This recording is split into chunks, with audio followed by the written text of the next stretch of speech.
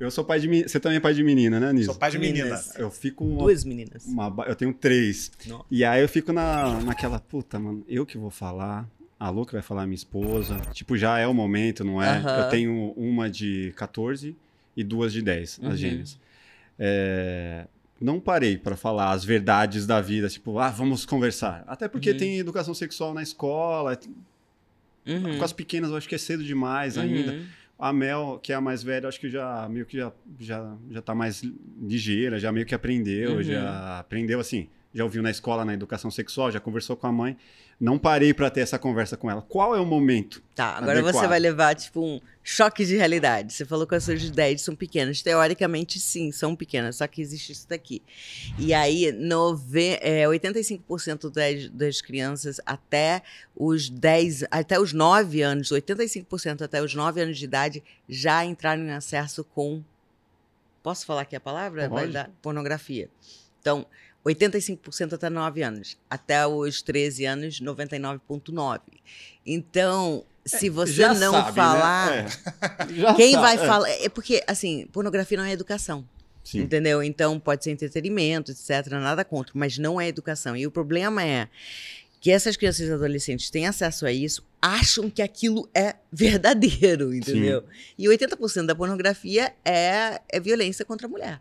Então, por exemplo, o que é?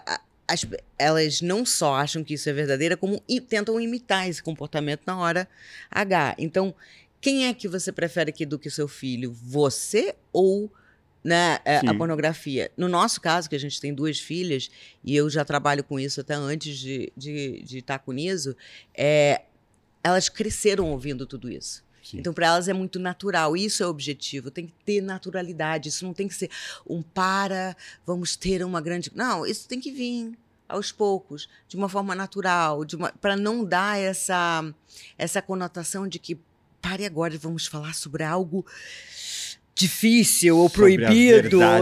Entendeu? Tipo, ir dando pílulas e falando naturalmente vai fazer com que também elas possam vir confiar em você em um momento que elas precisam. Então, não acho... Inclusive, você perguntou, minha esposa, quem é melhor? Não precisa ser junto, mas é legal cada um também poder ter essa abertura, porque pode ser que em algum determinado momento, uma pergunta, tal, ela queira fazer mais para você ou para ela, então ela saber que ela pode contar com os pais. Sim. Entendeu? Eu acho que isso é super importante. Qual a idade, ponto de Então, partida para dar a primeira pílula ali? A criança, digamos assim, você tem... É bem isso, primeira pílula, você tem que entender o quanto ela pode aceitar. Então, por exemplo, as nossas filhas, quando elas eram pequenas, eu já peguei mexendo, sabe, com 4, 5 anos, na inocência de uma criança. E aí, falei, olha, filha, isso é natural, para não sentir culpa. Não fui além disso, mas só explicar, olha, isso é natural, tá tudo certo.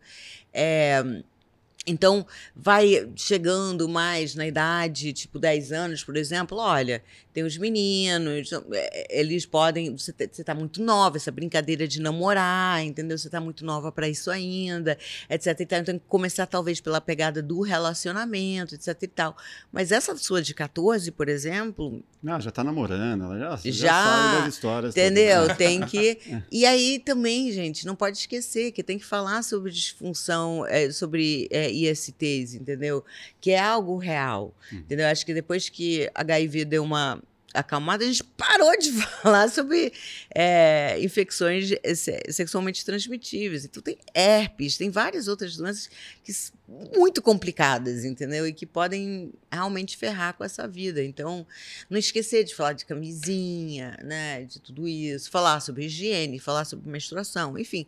Tudo é importante. Você vai indo aos poucos. Primeiro com sexo solo, talvez, dizendo que, olha, tá tudo certo, é uma descoberta, etc e tal. E já com 14 anos, começar a introduzir a possibilidade, o que realmente acontece. Esclarecer que pornografia não é o que acontece. Eu brinco que aquilo é novela, né? Que de gente adulta. Uma referência para meninos e meninas, né? E meninas, porque você pensa, não, é só menino. Não, 60% dos consumidores menores de 18 anos são meninos e 40% são meninas. Então, jura que é esse percentual? É uma porcentagem bastante grande. Caramba, eu pensei que era muito mais moleque. Sim, não, nem um pouco. Você chegou a ter alguma conversa desconcertante, assim? com as suas filhas? Ou... Não, porque como ela falou assim, tudo sempre foi de uma forma muito supernatural e orgânica, né? Então, assim, não me lembro nunca delas ter sido chamadas para uma conversa, né? Não, porque imagina que eu tô ali gravando um vídeo e elas estão ouvindo, entendeu? Desde pequenas.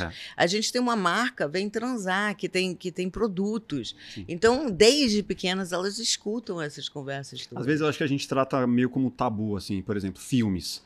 A gente evita de classificação ali abaixo da idade e se pinta qualquer cena, a gente, pô, sei lá, abaixa o volume, muda, tenta, sim, sabe, sim. Vira uma coisa meio nebulosa, assim. Que aí vira essa coisa de não ser algo natural. Gente, sexo é natural, sexo é vida, é o motivo pelo qual a gente existe. Se não tem sexo, a gente não tá aqui. E o proibido atrai, né? O proibido atrai, fica exatamente. Receio, assim, de, pô, talvez a gente esteja adiantando, não vamos falar Mas disso. É o contrário, quando você desmistifica, quando você tira o fantasma, a curiosidade não é tão grande.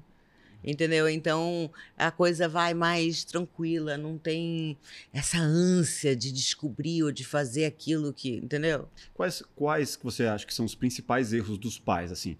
Tanto as crianças que não estão interessadas e nem falam sobre o assunto, e o contrário que também acontece, né? A criança que, de uma forma muito precoce, já fica falando, perguntando, 7, 8 anos já está ali perguntando. Sim. Quais os erros que os pais cometem? Então, primeiro, o adulto ele precisa ter educação sexual para ele precisa entender daquilo que ele está falando. Como passar essa informação? Como passar e ter essa informação. Porque, assim, eu como sexóloga que atendo maior parte, né? Maior parte não, eu atendo adultos, né? Maiores de idade e muito maiores até do que 18, tipo lá, 25 para cima que chegam para mim. É uma ignorância sexual gigante. As pessoas não sabem isso de anatomia, não sabem a diferença entre clitóris e ponto G. Não entendem nada de nada, gente. É uma coisa, tipo, quase que, sabe, pré-escolar em relação à educação sexual. Então, primeiro, vamos estudar, né? Segundo, saber dizer para o seu filho, olha, talvez isso daqui é muito cedo ainda, depois eu falo com você. Ou se ele perguntar alguma dúvida, tiver uma dúvida que você não sabe responder, falar, olha, mamãe vai olhar, papai vai olhar, olha efetivamente e volta com essa resposta. Porque mesmo que você esteja nervosa e tenha a resposta, mas não saiba como falar, fala que vai voltar e volta, porque a fantasia é muito maior do que a realidade. Então é melhor chegar e falar sobre essas coisas. O Mafia falou agora que educação sexual na escola das filhas dele, né? Existe hoje esse fantasma, os ultraconservadores, falam, mas como assim educação sexual? Vai ensinar minha filha a fazer sexo oral? Vai ensinar? Então as pessoas têm essa imagem completamente deturpada.